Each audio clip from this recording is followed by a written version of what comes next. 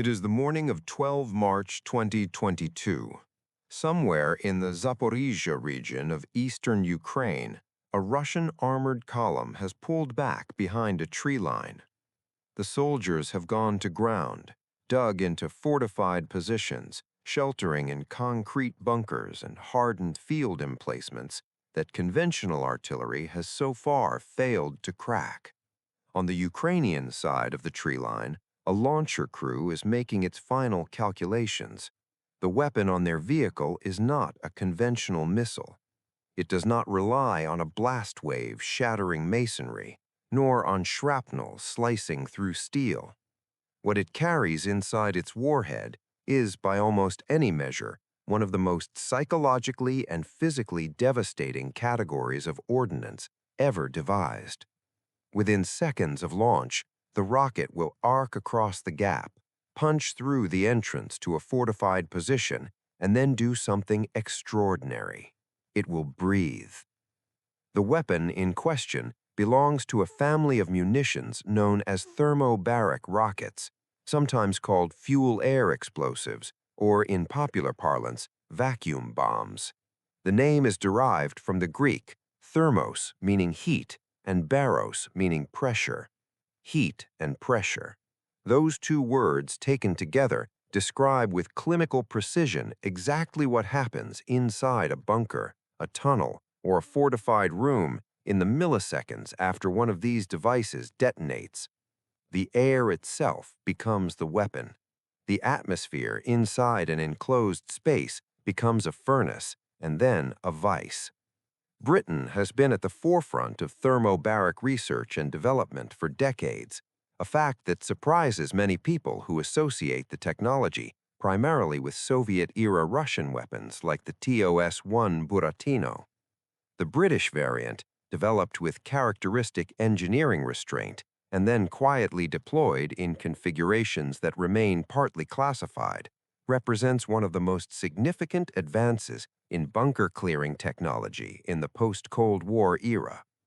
Understanding how it works, why it was built, and what it has meant for modern warfare requires a journey back not to 2022, but to a very different conflict in a very different part of the world, and to a problem that seemed at the time almost impossible to solve. Because here is the fundamental challenge that has confronted military planners for well over a century. Fortifications work. Digging in works. Concrete works. And as the wars of the 20th century demonstrated with horrifying regularity, no amount of conventional explosive reliably kills an enemy who has gone underground and pulled the earth in on top of himself. To understand why that challenge existed and why solving it required a completely new approach to the physics of destruction, we need to go back to the beginning. For as long as armies have fought in fixed positions, the problem of the prepared defense has haunted military planners.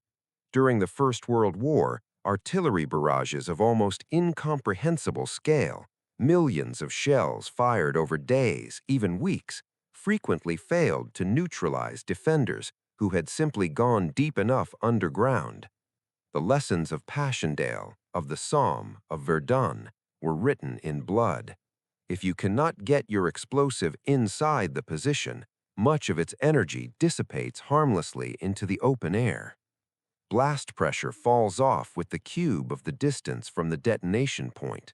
A shell landing 3 meters from a reinforced bunker entrance delivers roughly 1/27th of the overpressure it would generate at 1 meter.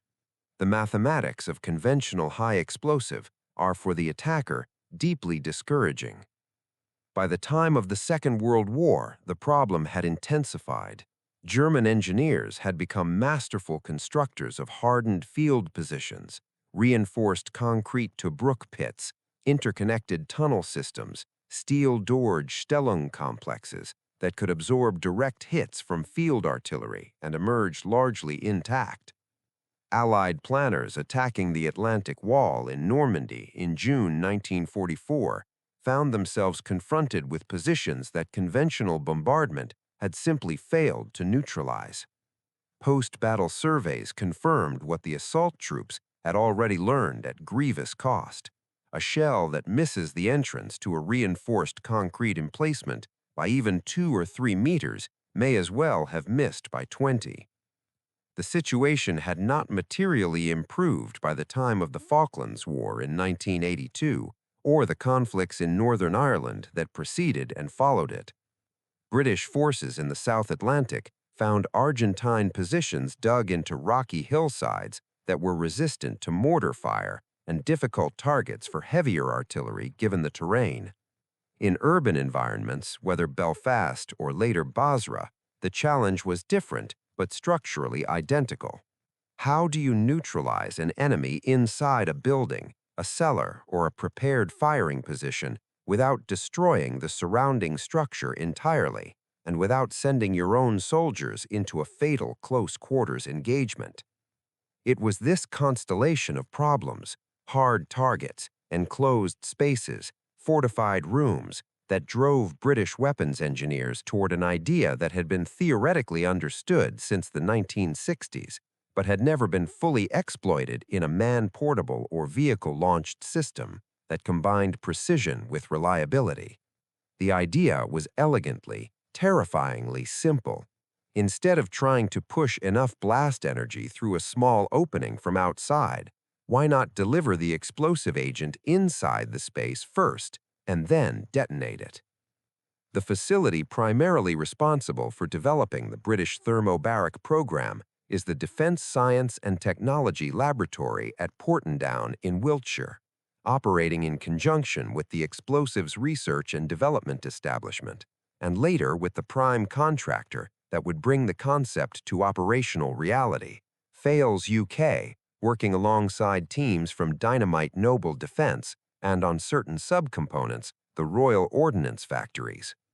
The specific details of exactly who contributed what and when remain subject to official sensitivities, but the broad lineage of the British thermobaric effort can be traced through patents, declassified procurement documents, and open-source defense reporting with reasonable confidence.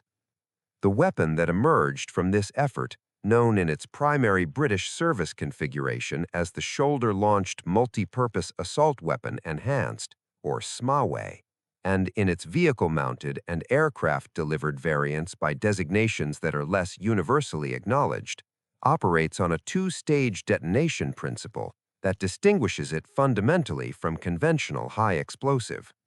Understanding that principle is essential to understanding why this weapon is so effective against enclosed targets and why it has earned a reputation among those who have been on the receiving end of it as something genuinely unlike anything else on the battlefield. When a conventional high-explosive warhead detonates, it releases its energy in a single pulse. The explosive compound, whether composition B, RDX, or a similar formulation, converts from solid to gas almost instantaneously, creating a blast wave that moves outward from the detonation point at roughly 6 or 7 kilometers per second. The overpressure at the epicenter is enormous, but it attenuates rapidly with distance. In an open space, the blast front passes and the pressure equalizes almost immediately. The damage is done in the first few thousandths of a second. A thermobaric warhead does something profoundly different. The first stage of detonation is not the main event at all. It is merely the opener. A small bursting charge disperses a cloud of fuel, typically a fine powder or liquid aerosol compound, often aluminum powder or ethylene oxide, or a proprietary mixture thereof, suspended in the air at a precise concentration. This dispersal takes only a few milliseconds. The cloud expands to fill the available volume of the enclosed space, a bunker, a room, a tunnel section. The fuel-to-air ratio within the cloud, if the weapon is functioning correctly, reaches the stoichiometric sweet spot, the concentration at which the mixture is maximally reactive. Then, a fraction of a second later, the second detonator fires. What happens next is the reason these weapons have been described by people who have experienced their effects as turning the interior of a hardened position into something resembling the inside of a jet engine. The ignition of a dispersed fuel-air cloud does not produce a point source blast. It produces a volumetric detonation, an explosion that occurs simultaneously throughout the entire volume of the cloud. In an enclosed space, the pressure wave does not radiate outward from a single point. It originates from every point within the cloud at once. In an enclosed space, the pressure is not attenuated by distance because there is no distance. The walls of the bunker that would normally provide shelter are now the walls of the detonation chamber itself. The pressure arrives from every direction simultaneously. There is nowhere to hide from a pressure wave that originates all around you. The enhanced blast variant, as deployed in the Smaway configuration, has a war